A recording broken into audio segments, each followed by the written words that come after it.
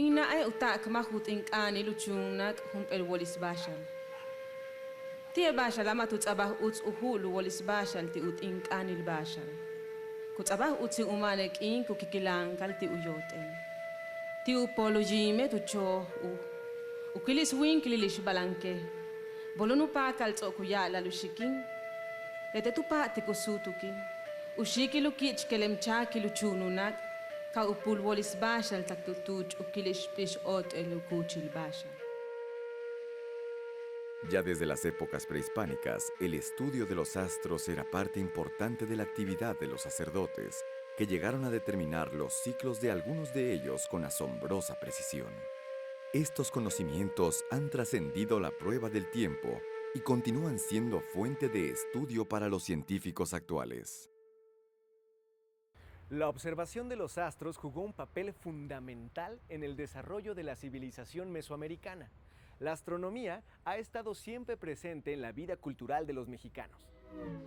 El universo es el resultado de una serie de oposiciones o de luchas de dos pares complementarios, que pueden ser el día, la noche, la oscuridad, la luz, lo masculino, lo femenino, lo celeste, lo terrestre.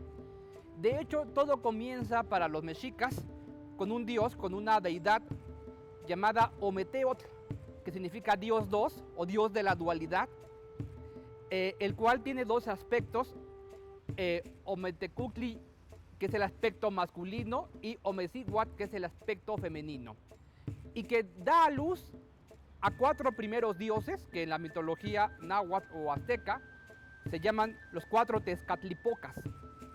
Estos cuatro primeros dioses, cada uno se vincula con un rumbo del universo, con un rumbo cardinal y también con distintos colores simbólicos que pues el oriente se asocia muchas veces con el rojo en muchas culturas mesoamericanas, el norte con el blanco, el oeste con el negro y el sur con el amarillo. Esa división de la unidad en una dualidad y después en cuatro es una característica de la religión mesoamericana o de las religiones mesoamericanas, a partir de la que da luz a estos cuatro aspectos de la divinidad asociados con los cuatro rumbos. Dos de esos aspectos, que son el Tezcatlipoca blanco y el Tezcatlipoca negro, que simbolizan la luz y la oscuridad, van a crear diferentes universos subsecuentes. Parece ser que para la religión mesoamericana, todo lo que vemos en el universo, en el cosmos, todos los elementos que podemos apreciar y también los que no podemos apreciar, porque hay elementos invisibles para el ser humano, de alguna manera siempre han estado allí. No existe para ellos una creación ex nihilo, o sea, de la nada.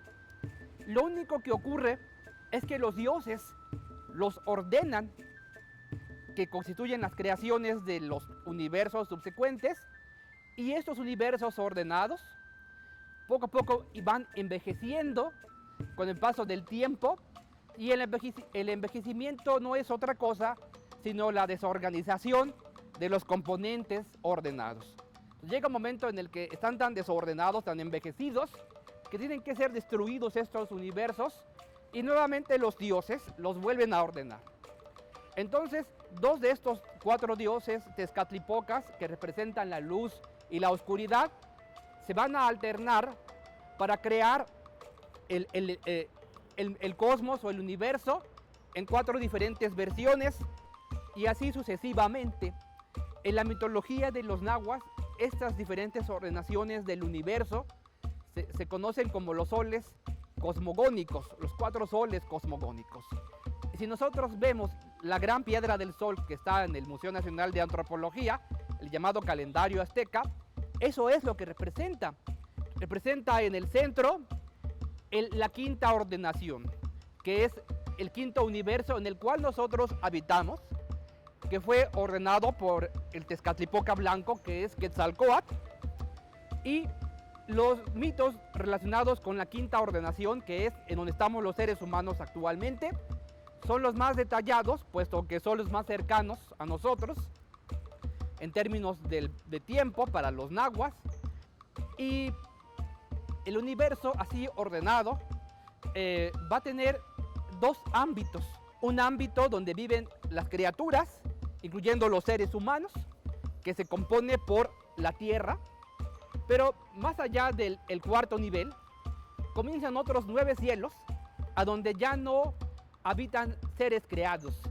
Ya no hay fenómenos meteorológicos, ni astronómicos, ni hay seres creados. Esos 9 cielos superiores, hasta el número 13, corresponden al lugar donde habitan los dioses y los ancestros.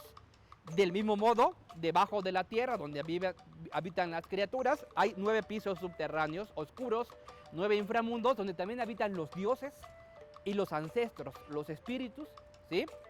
Entonces, digamos que el universo tiene 2 partes, una donde viven las criaturas, que está en medio del cosmos, y otra donde viven los dioses y seres portentosos, cuya existencia precedió a la creación. Estos dioses viven tanto arriba como abajo. Cuando es de noche, ellos conciben que el inframundo está arriba, de tal manera que las estrellas son los habitantes del inframundo que podemos apreciar, ¿sí? Entonces, dentro de esa concepción del universo que llamamos cosmología, que es la visión de la estructura del universo y del cosmos, también juega un papel importante la astronomía y sus concepciones sobre los elementos celestes. Los estudios sobre los astros que realizaron nuestros antepasados mesoamericanos siguen sorprendiendo a los científicos de la era moderna. Su obsesión por el movimiento de los cuerpos celestes se basaba en la concepción cíclica de su propia historia, y la astronomía fue la herramienta que utilizaron para conocer la influencia de los astros sobre el mundo, sin saber el camino tan importante que trazaron en los primeros estudios del universo. Ellos observaron que todo cuanto existe se somete a un ciclo repetitivo. El Sol, que es el astro más importante para la religión mesoamericana, para ellos todos los días tiene una batalla, una lucha por sobrevivir, que no es sino la lucha por la vida, ¿sí? Ellos piensan que por la mañana, cuando nace el sol, ha vencido a las fuerzas de la muerte, nace por el oriente, que es el rumbo del renacimiento. En la mañana, en la madrugada, cuando va amaneciendo, el horizonte se pone rojo cuando va naciendo el sol, por eso es rojo. Se asocia con la idea de renacimiento y de resurgimiento después de la muerte. Y las almas de los guerreros muertos en batalla lo ayudan en esa batalla, en esa lucha, primero contra los astros, porque con sus rayos de luz tiene que vencer a las estrellas y a la luna. Y ya cuando llega a la parte superior del cielo, comienza su bajada, donde es ayudado por las almas de las mujeres muertas en parto. Porque al parecer lo que está detrás de esta idea es que lo que muere es la semilla como la materia prima, y lo que renace es otro ser diferente de la misma especie, pero que ya no tiene conciencia anterior, no tiene memoria.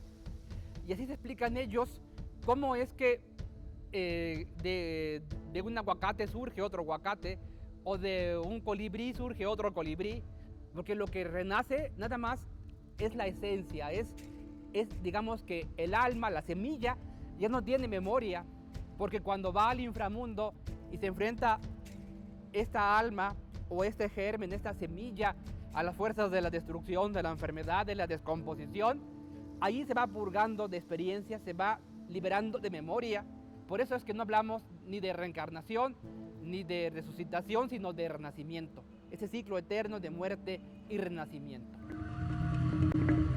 Los pueblos del México antiguo registraron por medio de las orientaciones de sus templos, de escritos y pictografías, los movimientos celestes. Pero no solo eso, llevaron a cabo predicciones de eventos tales como los eclipses solares y lunares.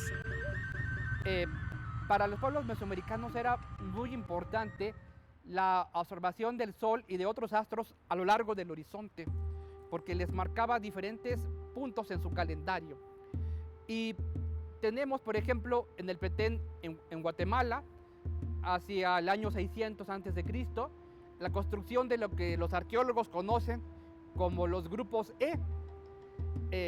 estos son, digamos, una gran plaza que tiene una pirámide con 4 escaleras, y una de esas escaleras ve hacia el oriente, hacia donde sale el sol.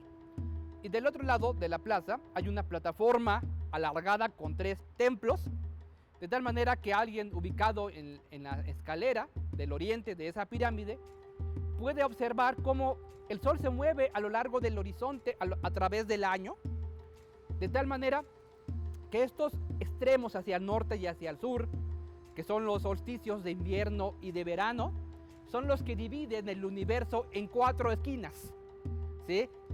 Y dentro de esta observación del sol, también a lo largo de muchos siglos, llegaron a observar que los eclipses de sol y de luna solo tenían lugar en ciertas regiones del cielo, no en cualquier zona del cielo, sino solamente en ciertas zonas específicas del cielo.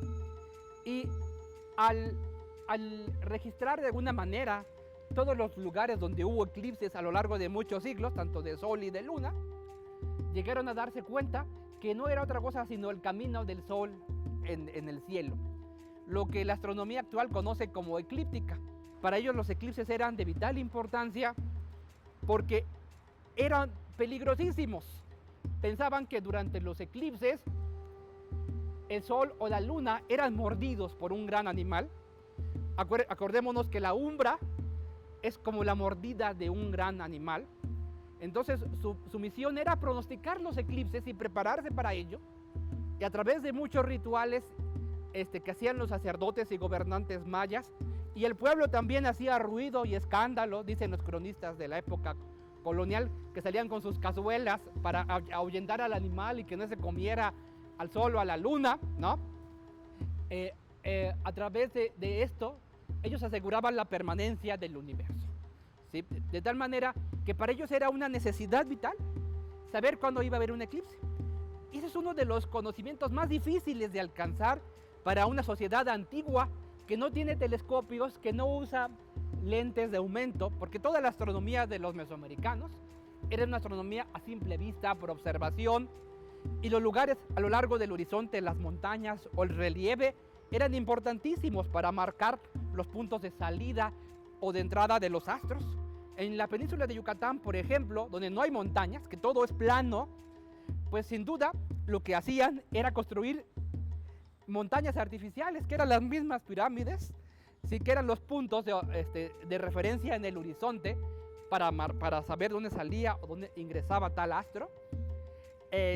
También actualmente muchos grupos indígenas que son de herencia mesoamericana, sobre todo en lugares remotos de las serranías de Oaxaca o de Guerrero o de Chiapas o de Guatemala, ¿no? Todavía saben cuándo tienen que sembrar, cuándo tienen que cosechar y demás, a través de la observación de ciertas estrellas fundamentales. Y otros astros muy importantes que los mesoamericanos observaron son los planetas. Estas estrellas móviles que no se mueven junto con las constelaciones, sino que ellos veían que tenían ciclos diferentes. Y el más brillante de esos planetas era Venus.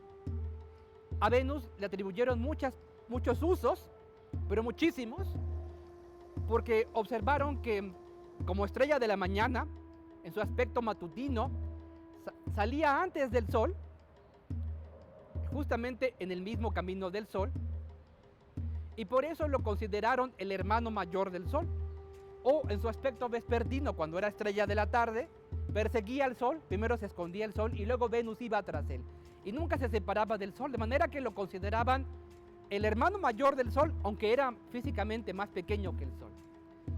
Y comenzó a asociarse la estrella de la mañana con el destino, pero también con el sacrificio humano para aplacar la furia de la estrella matutina.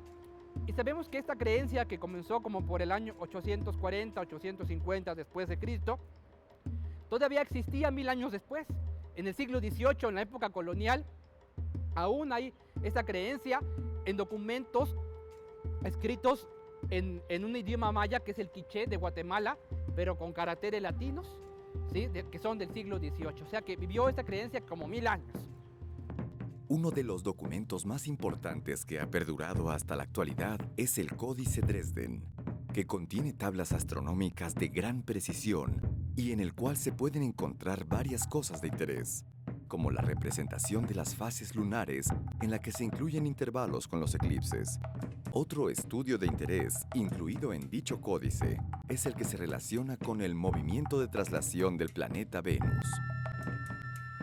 Nuestra percepción sobre las ruinas arqueológicas de los mayas ha cambiado mucho con el tiempo.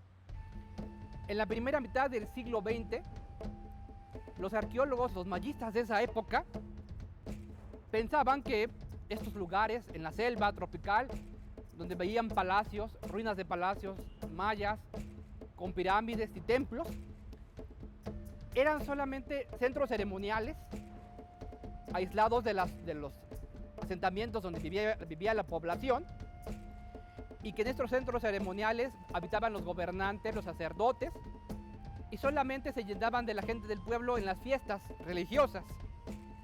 Pero eso era porque a principios del siglo XX los arqueólogos todavía no excavaban las viviendas de la gente común. Esta percepción fue cayéndose, desbaratándose, de tal manera que los mayistas hoy en día saben que no es así, sino que estos núcleos arquitectónicos eran nada más los centros de ciudades mayas que llegaron a tener poblaciones de 15,000, 20,000, 40,000 o 60,000 habitantes, como Tikal o como Calakmul, que eran dos de las más grandes que hubo.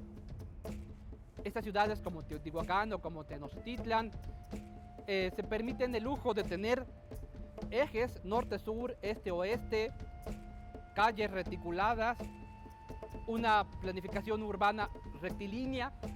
En el caso de las ciudades mayas esto no es así, porque el relieve del bosque tropical o de las montañas de Guatemala, donde también hay pueblos mayas, es muy accidentado. Y en las partes bajas hay inundaciones periódicas, se convierten en pantanos en época de lluvias, y en las partes altas pues es donde la gente podía vivir sin estos peligros. La gente más pobre vivía en las márgenes de estas tierras bajas, no vivía donde se inundaba, pero sí vivía más abajo, y las élites construían sus edificios en los lugares más elevados, de tal manera que las ciudades mayas tienen un diseño que a primera vista resulta caótico.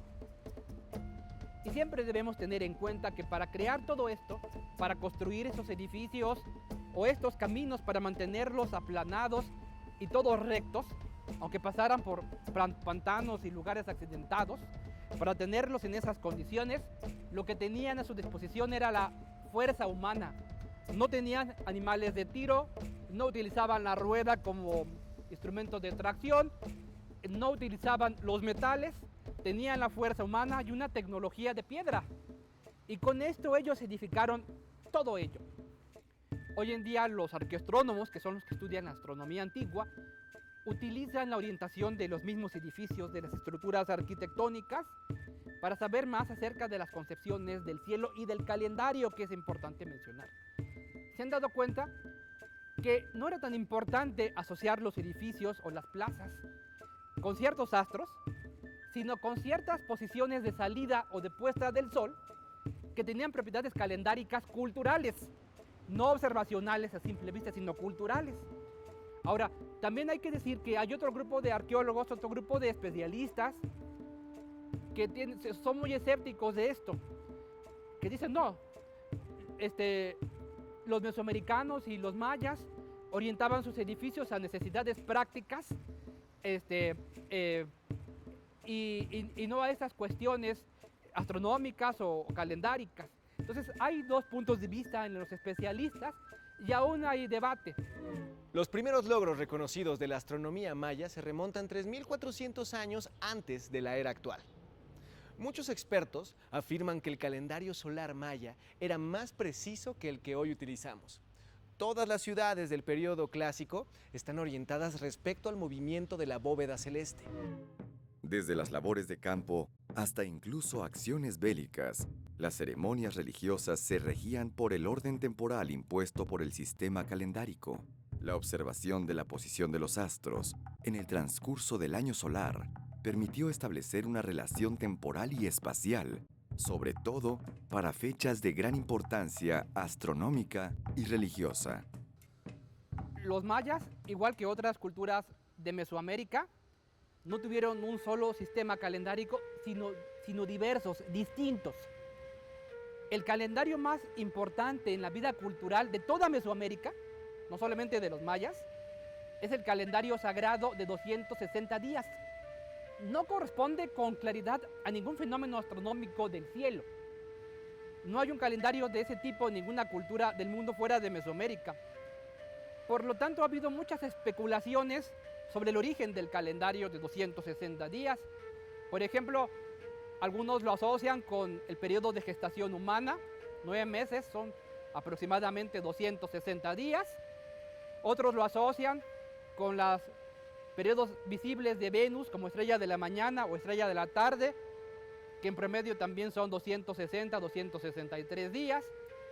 Hay muchas teorías, pero ninguna se ha comprobado. Lo cierto es que existía este calendario, que es muy antiguo en Mesoamérica. Sus primeros testimonios por escrito con jeroglíficos se remontan hasta el año 600 a.C. Su uso principalmente era la adivinación. Hay que considerar que eran culturas que trataban de discernir la voluntad de los dioses, de las fuerzas sagradas en el universo. Y el instrumento que ellos tenían para conocer la voluntad de los dioses era el calendario de 260 días. Porque pensaban que toda la naturaleza y también los dioses mismos se sometían a las reglas de ese calendario. Por lo tanto, era un calendario adivinatorio que estaba en uso cotidiano y aún lo está en muchas partes de Guatemala.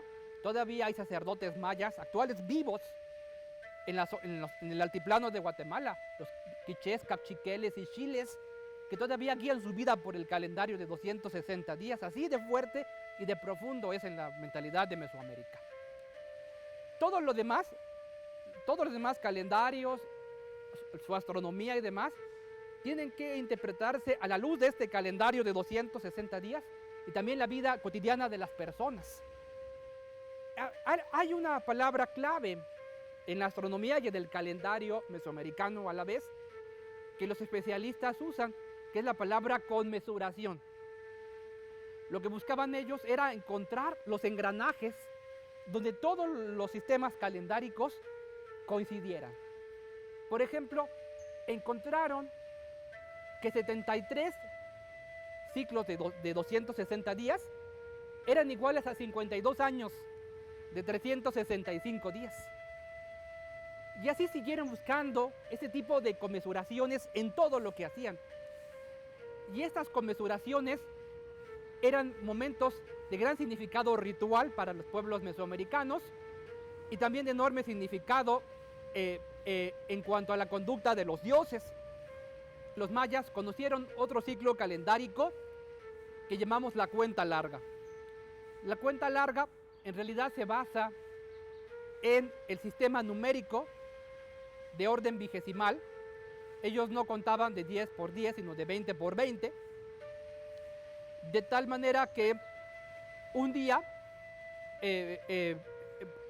al término de 20 días, formaba un mes y 18 meses formaban un año de 360 días.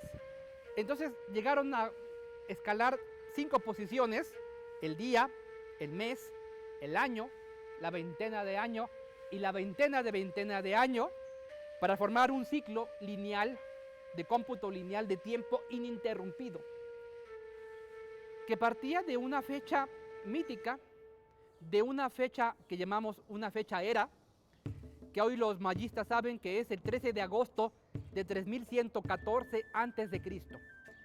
Esa fecha, 13 de agosto de 3114 a.C., los mayas creían que en esa fecha había iniciado la ordenación del mundo vigente. De tal manera que la mentalidad de los mayas, en ese sentido, era muy conservadora. Ellos apostaban por la continuidad de los ancestros y no por el cambio. Eso sí, es muy importante mencionar que en los testimonios escritos prehispánicos, a través de los jeroglíficos de las inscripciones mayas, no conocemos ninguna narración, ningún mito sobre el fin del mundo. Ellos conciben al universo tan eterno hacia atrás como hacia el futuro. Sí encontramos mitos de fin del mundo a partir de la época colonial y pensamos que esto es por influencia del cristianismo, ¿sí? Pero no en la época prehispánica, que los mayas utilizaron la cuenta larga, que como ya dije es un sistema ininterrumpido de días, desde el pasado profundo hasta el futuro profundísimo, pero no fueron los primeros que utilizaron este sistema. Otras culturas mesoamericanas lo usaron antes que los mayas, particularmente las culturas pozolmecas, las culturas que vivieron en la zona de los olmecas, pero muchos siglos después de los olmecas aquellos que levantaron las cabezas colosales. Estas culturas que hoy llamamos cultura ismeña o cultura epiolmeca, aunque sí cabe decir que solamente tenemos el número 0 atestiguado en inscripciones mayas. No lo tenemos atestiguado en las cuentas largas de estos epiolmecas, ¿sí? Y todavía constituye un misterio quién inventó ese concepto del 0. Los estudios sobre los astros que realizaron nuestros antepasados mesoamericanos siguen sorprendiendo a los científicos de la era moderna. Su obsesión por el movimiento de los cuerpos celestes se basaba en la concepción cíclica de su propia historia, y la astronomía fue la herramienta que utilizaron para conocer la influencia de los astros sobre el mundo, sin saber el camino tan importante que trazaron en los primeros estudios del universo.